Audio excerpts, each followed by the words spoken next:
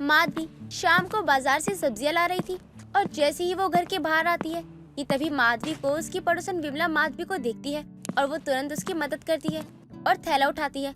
माधवी दरवाजा खोलकर अंदर आती है और दोनों बैठ जाते हैं। माधवी बहन, तुम तो बाजार से सब्जी ले आई हो ना, तो फिर जरा मुझे 2-3 टमाटर दे देना। वो क्या है ना, मेरे घर में टमाटर खत्म हो गए हैं और बाजार जाना हो नहीं पाया। अरे विमला, मैं सब जानती हूँ कि तू बाजार क्यों नहीं जा पाई। दूसरों से मुफ्त में जब सब्जियाँ मिल ही जाती है तो बाजार जाना ही क्यों पड़ेगा। क्यों, सही कहा ना मैंने? अरे एक तो मैं मदद भी तुम्हारी कर रही थी और फिर भी तुम मुझे ऐसे बोल रही हो। सच में आजकल तो भलाई का जमाना ही नहीं रहा, किसी की मदद करना भी पाप है। मैं बाजार से सब्जियाँ उठा लाई और यही दरवाजे से घर तक मेरी मदद क्या कर दी, तो इस पर इतना एहसान। अब बोलूं भी क्या विमला, तेरी आदत से तो पूरा मोहल्ला परिचित है अच्छे से। टमाटर नहीं देने तो साफ ही मना कर दो ना, ये क्या बहाना है। अरे मैंने कब मना किया, मैं तो बोल ही रही हूँ कि टमाटर दे दूंगी। अब जैसी भी है तू, लेकिन है तो मेरी पड़ोसन ना, मैं तुझे कहाँ ही किसी चीज के लिए मना कर सकती हूँ। ये हुई ना बात। देखो, तुमने इतना कुछ बोल दिया मुझे, लेकिन बाद में ये 4 मीठे शब्द बोल दिए ना, बस इसीलिए मेरा गुस्सा शांत हो गया, वरना तो मैं बहुत ही गुस्से वाले मिजाज की हूँ। हाँ हाँ, मुझे अच्छे से पता है कि तू कितने गुस्से वाली मिजाज की है, तभी तो मुझे भी डर लगता है तुझसे। और बता, घर में सब कैसा है? मेरे घर में तो सब अच्छा ही है, लेकिन तुम एक बात बताओ कि अपने बेटे की शादी के बारे में कुछ सोचा है या नहीं?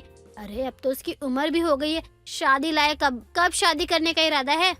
मैं भी यही सोच रही थी बड़े दिनों से कि अपने बेटे की अब तो शादी ही कर दूं, लेकिन कोई लड़की अच्छी मिले तब तो करूँ ना।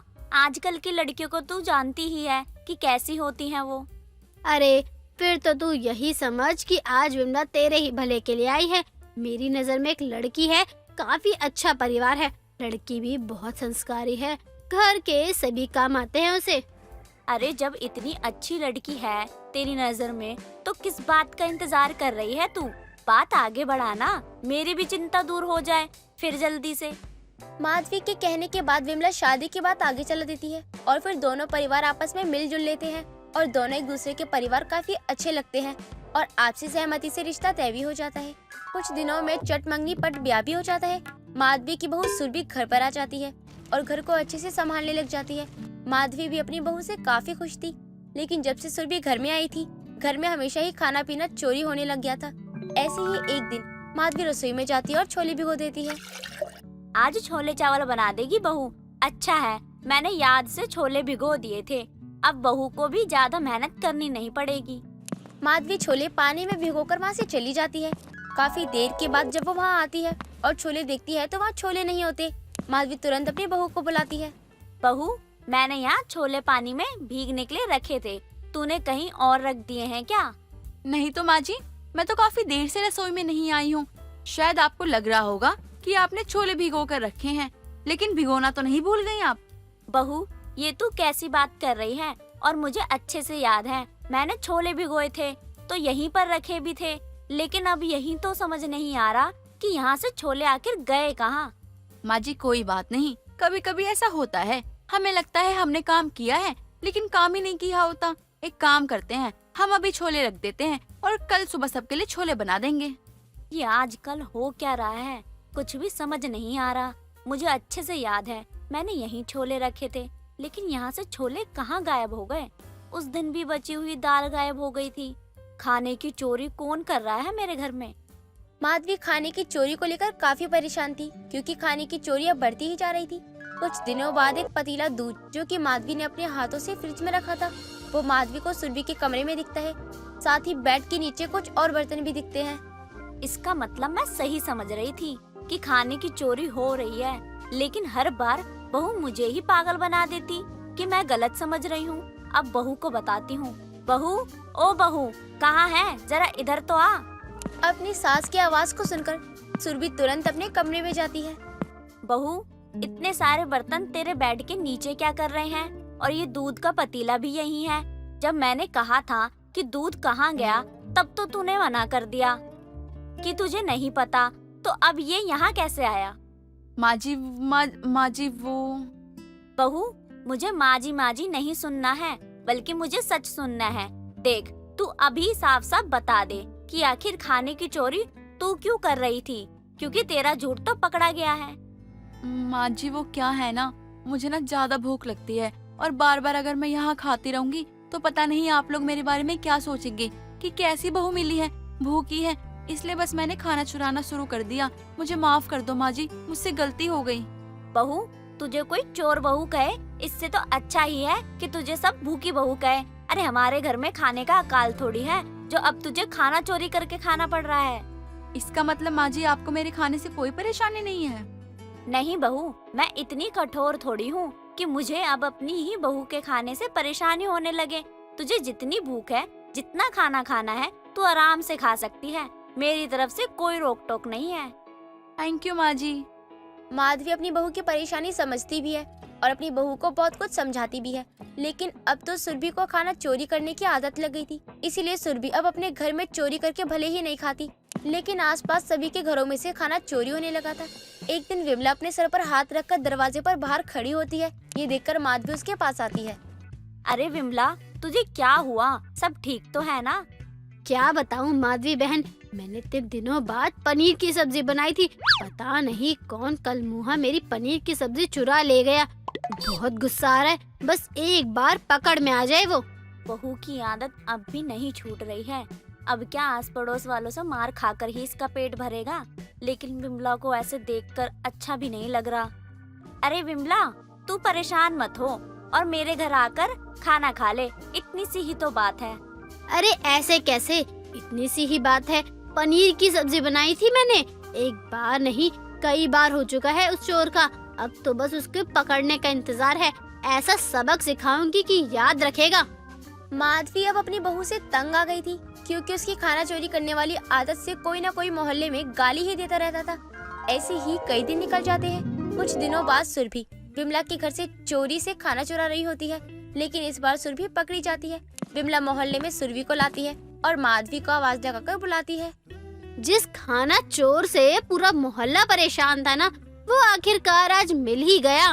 माधवी तेरी ही बहू खाना चुराती थी अब तक, लेकिन आज मैंने इसे रंगे हाथ पकड़ लिया। हो गई बहू तुझे तसल्ली? अब तो तू मोहल्ले वाले के हाथ में है। कर तुझे जो भी करना है। सुरभि की काफी बदनामी होती है, जिसके बाद सुरभि खाना चोरी करना छोड़ देती है। उमा के बेटे की शादी को 1 साल ही हुआ था, तभी एक रोड एक्सीडेंट में उसकी मौत हो जाती है। उमा का बेटा अशोक बस ड्राइवर था और उसकी सरकारी नौकरी थी, लेकिन कम उम्र में मौत हो जाने की वजह से उनके किसी परिवार वाले को अशोक की सरकारी नौकरी मिली थी। अब उमा इसके लिए अशोक की पत्नी बसंती का नाम डलवा देती है, लेकिन अब समस्या ये थी कि आखिर बसंती बस चलाएगी तो चलाएगी कैसे?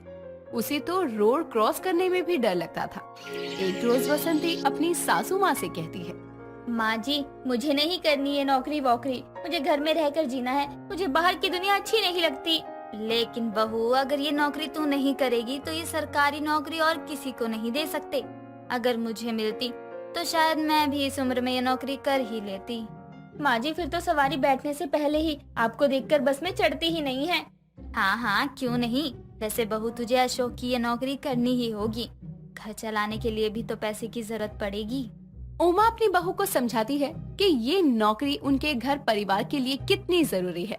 हालांकि बसंती अपनी सास की बात को मानकर बस ड्राइविंग की ट्रेनिंग पर चली तो जाती है, लेकिन पहले ही दिन बस चलाते वक्त बसंती ग्राउंड में ही दूसरी बस को टक्कर मार देती है। लेकिन अगले ही दिन बसंती फिर से ट्रेनिंग पर ना जाने की जिद करती है।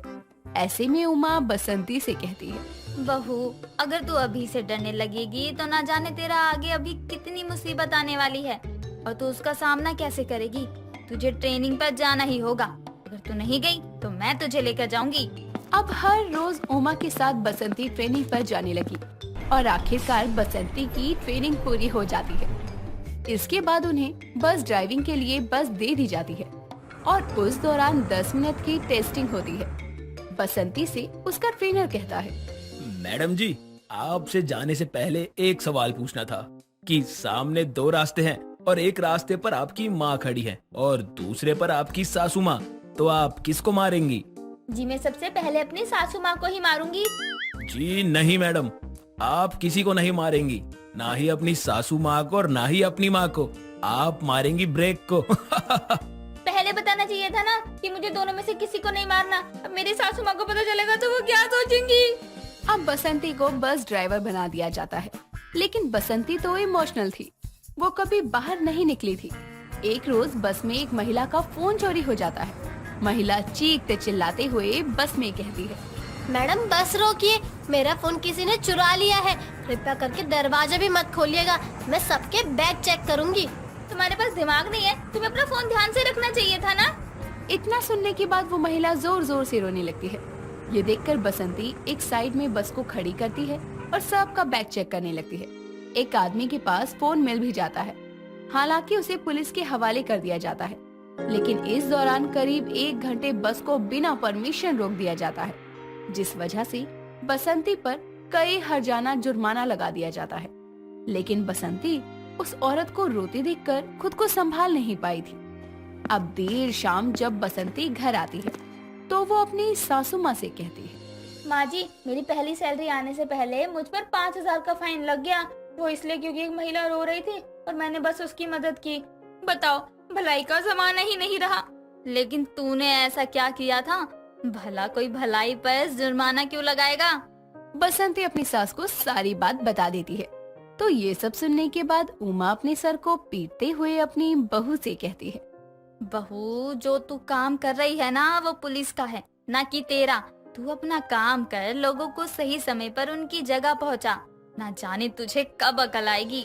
ये बातें चल ही रही होती है कि उमा के घर विमला का आना होता है और वो आते ही उमा से कहती है, उमा कैसी है? मेरी गांव से एक बहन आई है, तुझे तो पता ही होगा।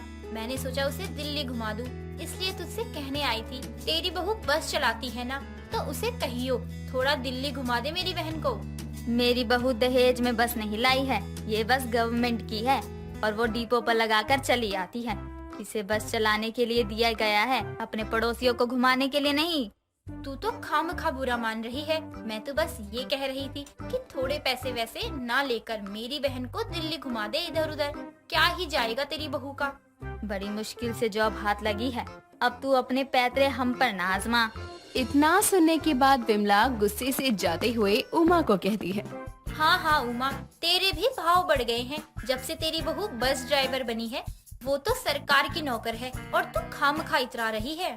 इतना बोलने के बाद विमला तो चली जाती है और बसंती अपनी जॉब के लिए निकल जाती है। हालांकि कुछ ही समय बाद बस चलाते हुए बसंती को गांव के चाचा का कॉल आता है। अरे बसंती बिटिया, हम दिल्ली पहुंच गए हैं। अरे कहाँ हो तुम हमको लेने आओगी या हम खुद ही आ जाएं? चाचा हम स्टेशन से आधा किलोमीटर दूर हैं, अभी आते हैं आपको लेने। ठीक है बिटिया, हम सब यही हैं। हालांकि जैसे बसंती अपना रूट चेंज करती है, वैसे ही एक आदमी ये देखकर कहता है, देखिए जी, आप गलत रास्ते पे जा रही हैं। ये गलत रास्ता है और मैं घर के लिए लेट हो रहा हूँ। अरे आप चुप रहिए, ये शॉर्टकट रास्ता है। आप ड्राइवर है या मैं? मुझे मेरा काम करने दीजिए। अब कुछ ही समय बाद बसंती स्टेशन पर बस रोकती है और 2-3 लोगों के पैर छूते हुए नमस्ते करके उन्हें बस में चढ़ा लेती है और आगे वाली सीट पर बैठे लोगों को हटाकर उन्हें बैठा देती है। ये देखकर वही आदमी फिर से कहता है, देखिए जी, एक तो आप रिश्तेदारों को लेने के लिए स्टेशन तक आ गई, वो भी रास्ता बदल कर, और हमें ही गलत कह रही हैं। और तो और आपने अपने रिश्तेदारों के लिए हमारी सीट खाली करवा दी। देखिए ऐसा है, कायदे में रहेंगे तो बेटा फायदे में रहेंगे, हमको हमारा काम करने दो। देखिए मैडम, अगर आपके लिए इतनी जरूरी फैमिली है ना, तो घर पे बैठिए ना। अपने फूफा, मौसी, चाचा, चाची, नाना, नानी, भैया, भाभी और जो भी आपके खानदान में है, इन सब से मिलने के लिए गांव चली जाती ना आप, हैं? ये बस सरकार की है, आपके घर वालों की नहीं है। जी मुझे बहुत अच्छे से मालूम है कि ये बस सरकार की है और मैं सरकार की नौकरी कर रही हूँ। हालांकि ये सारा नजारा एक आदमी रिकॉर्ड कर लेता है और कंप्लेन करवा दी जाती है, जिसके बाद बसंती का कुछ महीनों के लिए लाइसेंस रद्द कर दिया जाता है, क्योंकि बसंती ने अपने रूट के खिलाफ जाकर दूसरे रूट में जाकर बस चलाई थी और तो और अपनी मनमानी भी की थी। इसके साथ ही कई महीनों की सैलरी भी बसंती की रोक ली जाती है। अब बसंती की सासू माँ बसंती से कहती है। कर ली अपने मन की, मिल गई तसल्ली। माँ जी, वो कोई मेरे रिश्तेदार थोड़ी थे, सब तो आपके रिश्तेदार थे और आपको बताने की क्या जरूरत थी कि मैं बस ड्राइवर बन गई हूँ। बार बार मुझे ही फोन किए जा रहे थे। और तू नालायक, उन्हें बस के साथ नहीं बल्कि बस में बैठे सवारियों के साथ लेने पहुँच गई। तो तेरे साथ भी तो यही होना था ना। वो तो अच्छा हुआ किसी ने तुझे जेल में नहीं डलवाया। माँ जी, आप मेरे साथ हैं या फिर उन लोगों के साथ? गलती किसकी है, आपको दिखता नहीं है क्या? गलती तो तेरी ही है बहू। अब मैं तुझे कैसे समझाऊं? अब बैठी रह 6 महीने घर में, और घर का खर्चा कैसे चलेगा भगवान ही जाने। मांग लेना माँ जी अपने रिश्तेदारों से, जिनकी वजह से मेरी जॉब खतरे में आई है। अब अगले ही दिन न्यूज में बसंती की वो वीडियो वायरल हो जाती है, जिसमें वो बस रोककर अपने ही रिश्तेदारों का पैर छूती हुई नजर आ रही थी। ये देखकर उमा अपनी बहू से कहती है, बहू ले, अब ये देख ले, किसी ने तेरी वीडियो बनाकर सोशल मीडिया पे डाल दी है। माँ जी, अब क्या करूँ मैं? मुझे तो ऐसे में मेरी नौकरी से निकाल देंगे। बसंती इतना बोलती है कि तभी पीछे से विमला आकर कहती है, निकाल नहीं देंगे, निकाल दिया समझो। समझी बहू, तेरी सास कहाँ है? वो तो बड़ा इतरा रही थी। उस दिन मेरी बहू ड्राइवर है सरकार की, और जब अपने रिश्तेदारों को मंगवाया उस बस में, तब कहाँ गई थी ये अकड़? कामनी की बहू शाइना को बिना बात के ही बवाल करने की आदत है। उसकी इस आदत से पूरा मोहल्ला वाकिफ था, जिसके चलते कोई भी उससे ज्यादा बात ही नहीं करता था। अपनी बहू की इस आदत से कामनी भी परेशान थी, लेकिन अपने बेटे अमित के कारण वो चुप रहती, क्योंकि अमित को शाइना के सिवा कुछ दिखाई ही नहीं देता था। एक दिन शाइना छत पर कपड़े डालने जाती है, तभी उसकी नजर अपनी सामने वाली छत पर एक्सरसाइज कर रहे एक लड़के पर जाती है, जो कि उसकी छत की तरफ देख रहा है। तभी वो जोर से चिल्लाते हुए कहती है, तेरे घर में माँ बहन नहीं है क्या? इतनी देर से घूरे जा रहा है तू। बहुत देर से देख रही हूँ मैं तुझे। जब से मैं छत पर आई हूँ तब से मुझे तू घूरे ही जा रहा है। ज्यादा ही घूरने का मन कर रहा है तो एक बार मेरे घर आ। तेरी आंखें निकालकर गोटियां ना खेली तो मेरा नाम भी शाइना नहीं। शाइना के इतना सुनाने के बाद भी वो लड़का कोई जवाब नहीं देता। तभी उसका पति अमित और उसकी सास कामनी वहाँ आती हैं। वही दूसरी छत पर उसकी पड़ोसन सरिता भी आती है। तभी शाइना सरिता से कहती है, वो आंटी, आपके घर में जो लड़का आया हुआ है उसे समझा लो। कितनी देर से मुझे घूरे ही जा रहा है। ऊपर से इतना बेशर्म है कि इतनी बार बोला फिर भी अपने नजरें नीचे ही नहीं कर रहा है। ये कौन लफंगा आया है आपके घर में? ओ बहू, थोड़ी जुबान संभाल कर बात कर अपनी, समझी? सरिता आंटी, आप मेरी पत्नी से ऐसे बात नहीं कर सकती हैं। अरे जब वो बोल रही है कि आपका भतीजा उसे घूरे जा रहा है तो पक्का घूर ही रहा होगा। तू तो चुप ही कर, चोरों का गुलाम कहीं का। अगर तेरी पत्नी कहेगी आम के पेड़ पे इमली लगी है तो तू उसे भी मान लेगा। कामिनी, तू अपने बेटे को कुछ समझाती क्यों नहीं? अगर ये ऐसे ही तेरी बहू का साथ देता रहा तो उसके बिना बात के बवाल में एक दिन जरूर फंस कर रह जाएगा तेरा बेटा। हाँ हाँ, आप तो अपने भतीजे का साथ ही दोगी ना, क्योंकि वो तो आपका भतीजा है। अगर यही हरकत आपकी बहू के साथ कोई और करता तो आप क्या करती? उस लड़के का साथ देती या अपनी बहू का? माना मैं सुंदर हूँ, लेकिन मुझे देखने का हक सिर्फ मेरे पति को है। हे भगवान, तू ये बिना बात के बवाल करने वाली बहू कहाँ से ढूंढ कर लाई है? और बहू रही मेरे भतीजे की बात घूरने की, तो वो बेचारा तुझे तो देख नहीं सकता। अरे घूरेगा क्या? ये अंधा और बहरा दोनों है। तुझे तो बस बिना बात के बवाल करने की आदत है और कुछ नहीं। सरिता इतना कहकर अपने भतीजे का हाथ पकड़कर उसे लेकर नीचे चली जाती है, जिसके बाद अमित और कामनी भी शाइना को लेकर नीचे आ जाते हैं। थोड़ी देर बाद अमित तैयार होकर ऑफिस के लिए निकल जाता है और कामनी सत्संग में चली जाती है। समय बीतता है। तभी एक दिन शाइना अमित के साथ साड़ी की शॉप पर कपड़े लेने जाती है, जहाँ बहुत भीड़ होती है। तभी वो साड़ी वाले से कहती है, भैया, मुझे कोई अच्छी सी पार्टी वियर साड़ी दिखाइए जो मेरी खूबसूरती से मैच करे। मुझे एक शादी में पहनना है। जी मैडम जी, आइए आइए, बैठिए बैठिए। मैं आपको अपनी दुकान की सबसे बेहतरीन साड़ी दिखाता हूँ, जिसे देखते ही ना आप एक नजर में पसंद कर लेंगी और वो आप पे बहुत अच्छी भी लगेगी। लोग तो आपकी तारीफ करते हुए थकेंगे ही नहीं। सच में भैया, आपके पास ऐसी साड़ी है? तब तो मुझे एक नहीं 2 दिखाइए। यार, अरे ये मॉल तो बहुत बड़ा लग रहा है। अरे पहले दाम तो पूछ लो, कहीं बेइज्जती हो जाए मेरी। क्या आप भी जब देखो पैसे के लिए रोते रहते हो? चुपचाप यहीं बैठो और मुझे साड़ी लेने दो। शाइना इतना कहकर एक साड़ी उठाकर देखना शुरू कर देती है। तभी जहाँ एक तरफ शाइना सिर्फ 2 साड़ियाँ खरीदती है, तो वहीं उसके बगल वाली औरत बहुत सारी साड़ियाँ खरीदती है। थोड़ी देर बाद दुकानदार दोनों लोगों का बिल तैयार करके बगल वाली औरत का बिल देने के लिए हाथ आगे बढ़ाता है। जब तक वो बिल लेने के लिए हाथ उठाती, उससे पहले ही शाइना दुकानदार के हाथों से बिल ले लेती है।